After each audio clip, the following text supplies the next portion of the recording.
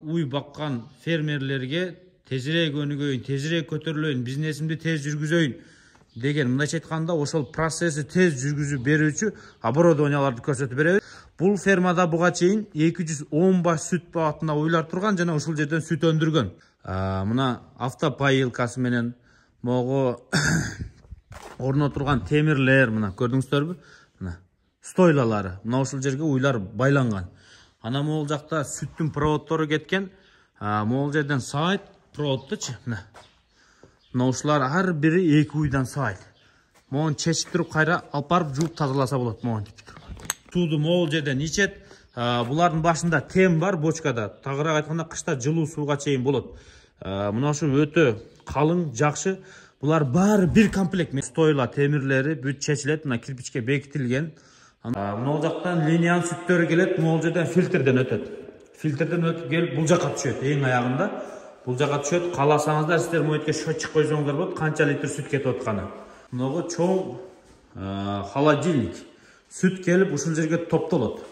Бул холодильник сүттү ушул жерде сактайт. Дробилка. Бул жерден сиздер чөптү саласыздар. Бул жактан айландырып майдалап туруп, мощность өтө күчтүү экен туугандар. Мына 18 канча деди. Ушундай экен мощность.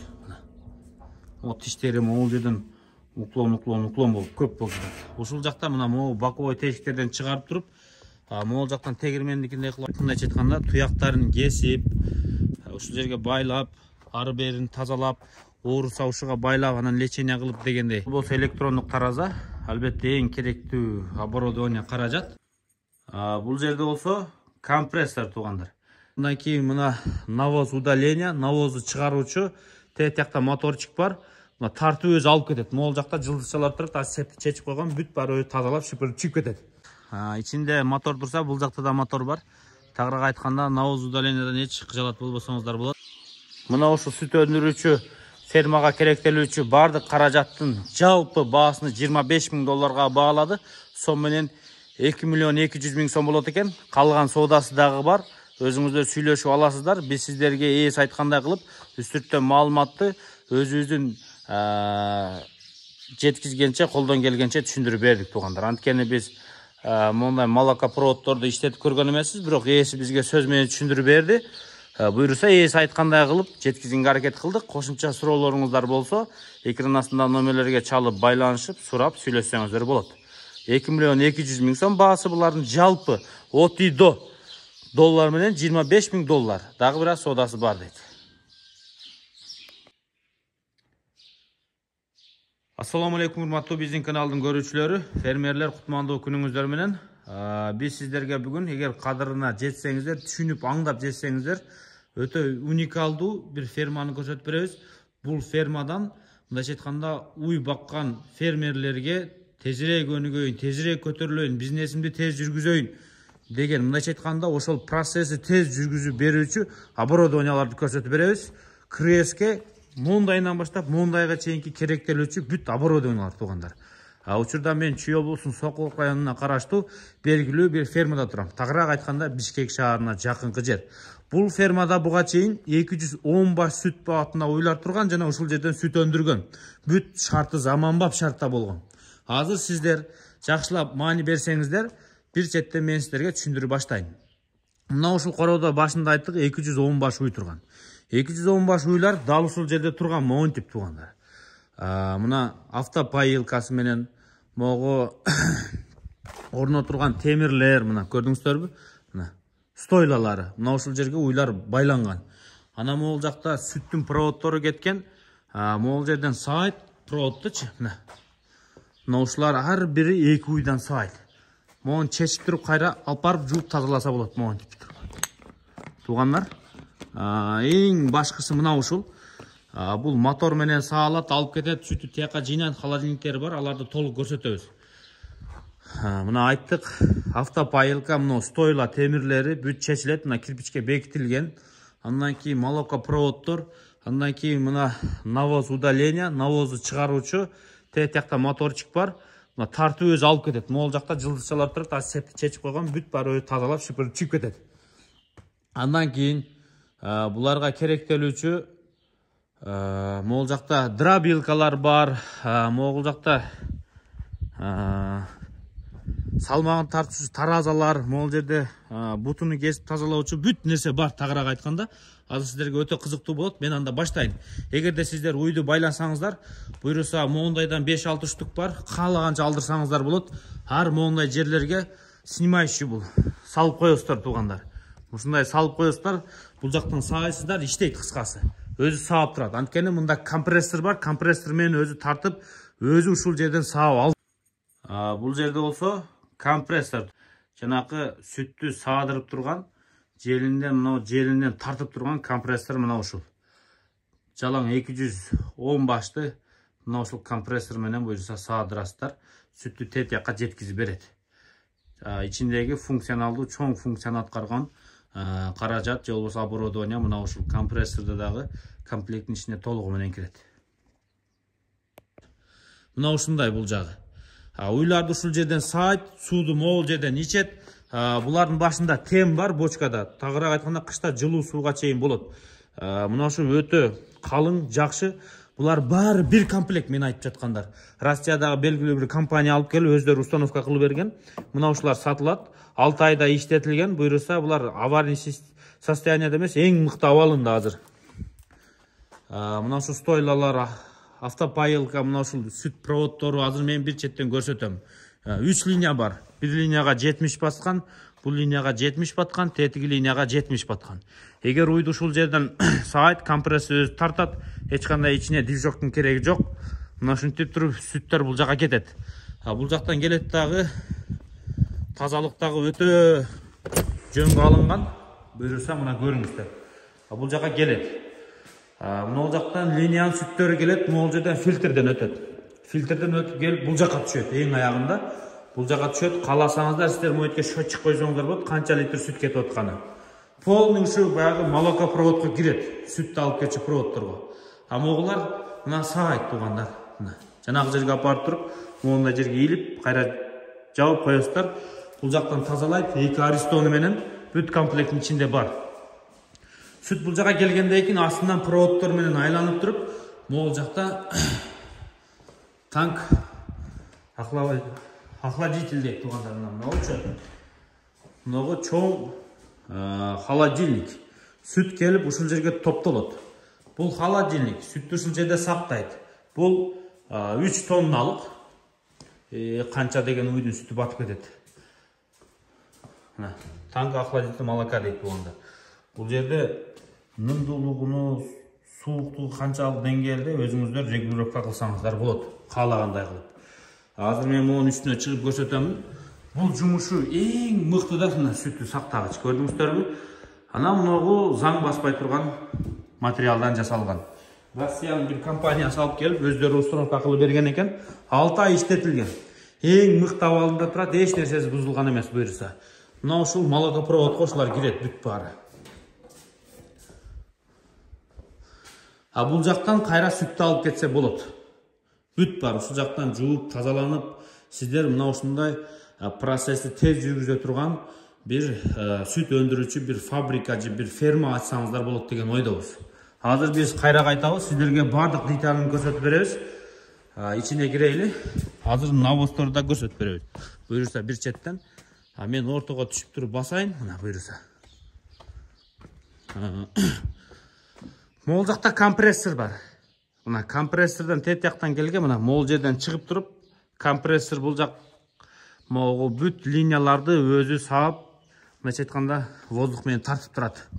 Уйлардын желини саайт ошол жерден. Мына стойлалар. Могу кыскасы сиздер ушуну алам десеңиздер, уйга керектүү эмне болсо бүт баары ушул жерде сатыкка. Тагыраак айтканда, көчүрүп барып туруп эле сиздер бир сүт фабрика, сүт өндүрүүчү бир ферманы ачсаңыздар болот.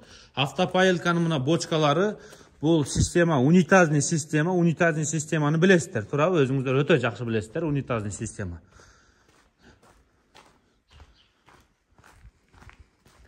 Кандай керемет. Мына ушул нерсени өзүңүздөр чечип алып барып, ээси менен дагы конкреттүү суроолорду берип, мына сарайдын башына келдик. Могул жакта өздөрү койгон экен. Эгер кааласа муну да кошуп беребиз дейт. Мына ушул бочка, ичинде тен бар. Кышында жылуу суу ушундан берип жатыптыр уйларга. Тагыраак айтканда кышта автопоилкадан уйлар жылуу сууну ичип турган. Могул жерге навоздун эң конечный жери, бүткөн жери. Ушул жерге навоз өзү мына жылдызчалар турат, звездочкалар. Ушулар сеп менен тарткан. Азыр септи чыгарып койгон, бери тартып келет. Мына ушул жерден тетияка чыгарып туруп, мына навоз удаление дал ушул. Бул дагы ушунун ичине кирет, толугу менен кирет. Сыртына да чыгып көрсөтүп атабыз. Ичинде мотор турса, бул жакта да мотор бар. Тагыраак айтканда, навоз удалениядан эч кыжалат болбосоңуздар болот. Эч жери бузулган эмес. Заводдон келгендегидей иштеп турат буюрса. Ичиндеги иштөө процесси биз сиздерге үстүрттөн түшүндүрүп бердик. Эгер сиздер сүт багытында иштеп жүргөн болсоңуздар, өтө сонун түшүндүңүздөр деп ойлойбуз. Андан кийин кормовой базаны даярдоочу мына оборудованияга келели. Бул биз айткан мына жалпак тил менен дробилка. Бул жерден сиздер чөптү саласыздар. Бул жактан айландырып, майдалап туруп, мощность өтө күчтүү экен туугандар. Мына 18 канча деди. Ушундай экен мощность. Вот тиштери могул жерден уклон болуп көп болду. Ушул жакта мына могу боковой тешиктерден чыгарып туруп, могул жактан тегирмендикиндей кылып айдап келип, буюрса могул жерге төккөн. Бул жер көптөн бери иштебей турат. Негизи 6 ай иштеген экен ушу молоко ферма. Мондай кылып майда кылып чыгарчу экен. Бул жерде дробилканы ушул максатта колдонсоңуздар болот. Бул дагы комплекттин ичине кирет. Бул дагы өтө абзел бир каражат. Бул болсо мына ушул уйларды ушул жерге келип, мындайча айтканда туяктарын кесип, ушул жерге байлап, ары берин тазалап, ооруса ушуга байлап, анан лечение кылып дегендей. Бул негизи максаты мына ушул уйлардын туягын кесчү бир каражат. Муну уйду көтөрүп түшүрүп, мунун мүмкүнчүлүгү көп функциялуу экен туугандар. Мына ушул дагы комплектке кирет. Ал эми бул болсо электрондук тараза, албетте эң керектүү оборудование каражат. Анткени туулган музоолор канча айлык болду, канча айлыгында канча килограммга жетти, производитель букалар канча килограмм, канча жашында канча килограммга жетти. Уйлар сүттөн чыгарганда же жанакы букадан качыруудан алдын канча килограмм чыккан. Мына ушул менен билесиздер буюрса. Бул дагы өтө уй багытында иштеген фермерлерге керектүү каражат. Электрондук тараза бул дагы. Биз сиздерге негизинен эң чоң бөлүкчөлөрдү көрсөтүп чыктык. Мына ушул комплектке эмнелер кире турганын толугу менен айттык. Могу стойла, мына бир стойла, 2 автопоилка, мунун ичине көп функциялар кирет. Тетиякта тен бар, өздөрү койгон. Макул, аны да беребиз деп атат. 3-чү молокопроводдор. Ошо могу молокопровод ушу кетет. Молокопроводко мына 3-чү молокопроводко мына ушул компрессор, тетияктагы баягы фильтр кирет. Анан 4-чүсү баягы танк охладитель молока, жанагы бочка 3 тонналык. 5-чиси тетиги бутун кесип, тазалагыч, андан кийин тара кирет. 6-чысы болсо тетиякта дробилкалар кирет. Мына 7-8 функционалдуу иштери бар бул комплекттин ичинде буюрса. Эгер сиздер дагы майда чүйдө кошумча каражаттары бар, ушуну толугу менен чечип кетсеңиздер, алып сатып алсаңыздар болот. Азыр биз баасын айтканга чейин эгер ала турган болсоңуздар эмнелерди аласыздар. Демонтаж жана ремонтаждарды өзүңүздөрдөн болот бул туугандар. Булар мына ушул турушунда сатат. Өзүңүздөр келип чечип кетесиздер. Чечкенге өтө ыңгайлуу, кирпич менен бекитилген мына стойлалар. Эң көйгөй болушу мүмкүн чечкенге мына ушул стойлалар. Бирок бул оңой эле чечилет. Мына могул жерден кессе, бүт бар тетияктан сууруп болот туугандар. Могуларды чечүү өтө оңой. Эч жер сваркаланган эмес, буюрса моундай бекитилген. Буларды сиздер өзүңүздөр алып, тазалап, чистка кылып, буюрса фабрикага алып барып иштетесиздер. Могулардагы молокопроводко толук кирет деп айттык. Бул жерге бир гана счетчик жетишпейт. Андан сырткары баары бар. Буюрса булардын техникасы өтө жакшы экен. Анткени мунугу молокопроводдорду эч качан заң баспайт экен да буларчы. Заң баспай турган материалдан жасалган. Могул жерде болсо мойка.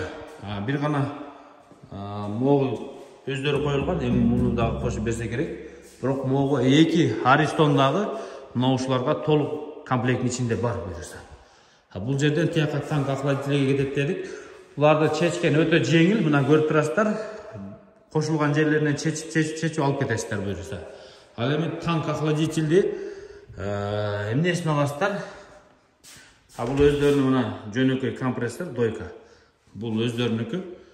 Могул жерде болсо, бул холодильникти сиздер бир жол менен чечип алса болот дейт. Мына үстүнөн крышаны ачып берет, буюрса сиздер ушуден чечип аласыздар.